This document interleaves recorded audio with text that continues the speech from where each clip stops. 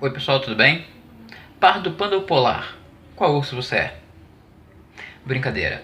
Na verdade, esse vídeo é para fazer uma correção com relação à brincadeira que eu fiz no vídeo sobre o Dia da Consciência Negra, quando disse que pardo é cor de envelope.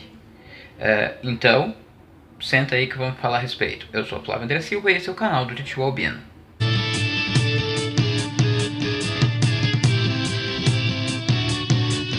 Durante o vídeo do Dia da Consciência Negra, acabei citando que pardo é cor de envelope. Quando eu falei que depois falaria sobre colorismo, ao começar as pesquisas a respeito, achei por bem fazer a distinção correta da coisa. Quando então, o que é pardo? Que eu disse que minha mãe está caracterizada como pardo no documento dela, não é? Para o IBGE, o Instituto Brasileiro de Geografia e Estatística, existem 5 tipos de cor e raça. São esses: branco, preto, amarelo, indígena e pardo. O que viria a ser o pardo? O pardo, então, seria as miscigenações ocorridas durante o processo de colonização do Brasil, onde então os pardos seriam, por exemplo, as mais comuns, né?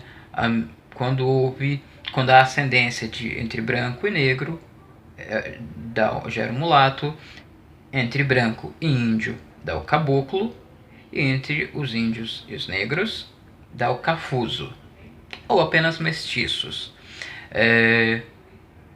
Daí, como são muitas classificações derivadas de um mesmo conceito de miscigenação e mistura, decidiu-se pelo termo pardo. Então, o manual do IBGE determina que pardo é a pessoa que tem a mistura de cor de pele.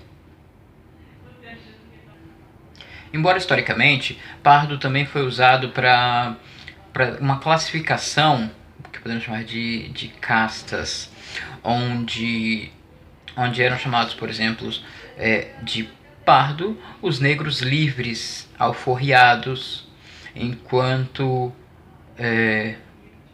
aqueles que ainda estavam atrelados à escravidão eram os crioulos ou pretos.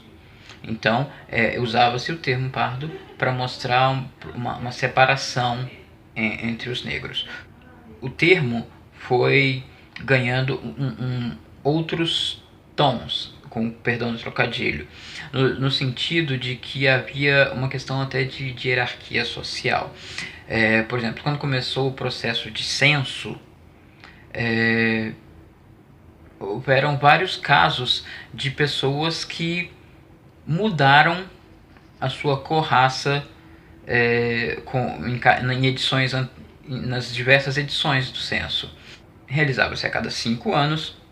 E aí existem casos, por exemplo, de pessoas que em algum momento foram registradas como negras. Dali, no próximo censo, eles já tinham tido alguma ascensão econômica e a ponto de virou um pequeno comerciante, enfim, de modo a ser mais aceito pelos brancos. Então, no próximo censo, ele já se declarou pardo. Tem aqueles ainda que foram declarados como pardos e, dada novamente alguma ascensão econômica, foram então declararam-se como brancos.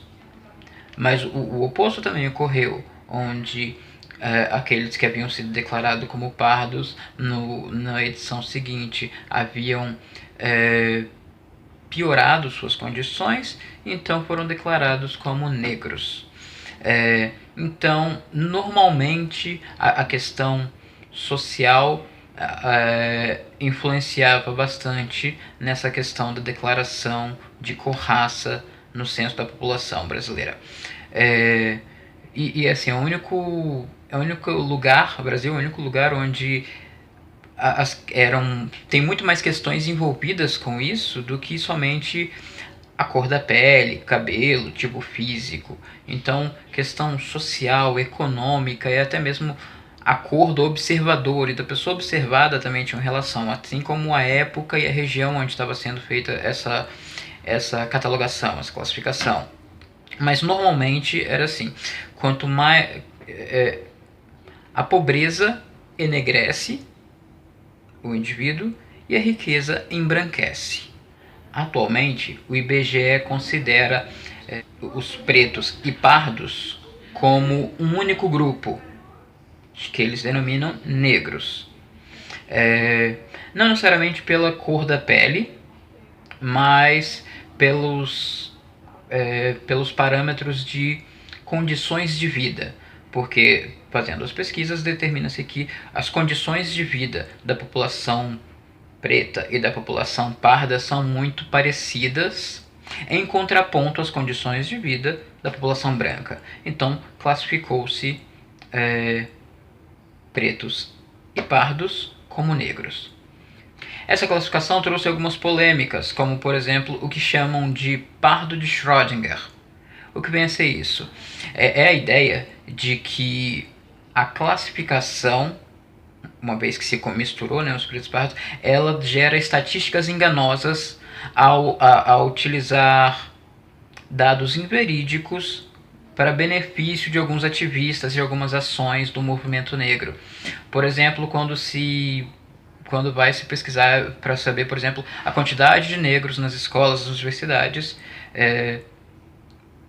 então, segundo essa premissa, separaria então os pardos dos pretos, para que esse resultado seja menor, para que indique que tem menos pessoas pretas nesses ambientes. Assim como, por exemplo, na população carcerária, se diria que tem muito mais, tanto na população carcerária quanto no caso dos homicídios, seria muito mais por somarem a população preta e parda num único grupo, negros. Para os defensores do pardo de Schrödinger, isso é uma estratégia maliciosa dos grupos para conseguir benesses.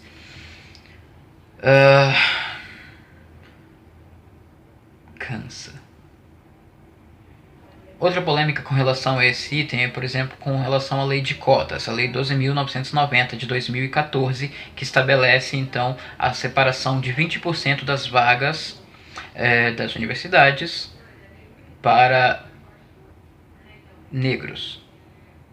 E aí, com base então na nova classificação do IBGE, então está aí pardos e pretos. Apregou-se que existem, e para isso basta apenas a autodeclaração. Basta a pessoa se autodeclarar preto ou pardo e ela se enquadra então na lei de cotas. Isso gerou algumas fraudes, algumas pessoas se autodeclarando e de fato não são. Daí surgiu então uma atualização desse processo, onde cria-se uma comissão especial, uma comissão verificadora que faz que realmente vai lá e olha para o indivíduo, para o candidato, e determina se ele condiz com o que ele declarou. Polêmica essa se dá também porque houveram vários casos de pessoas que perderam vaga em concurso, perderam vaga em universidades, porque a comissão verificadora determinou que eles não eram pretos pardos como haviam sido declarados.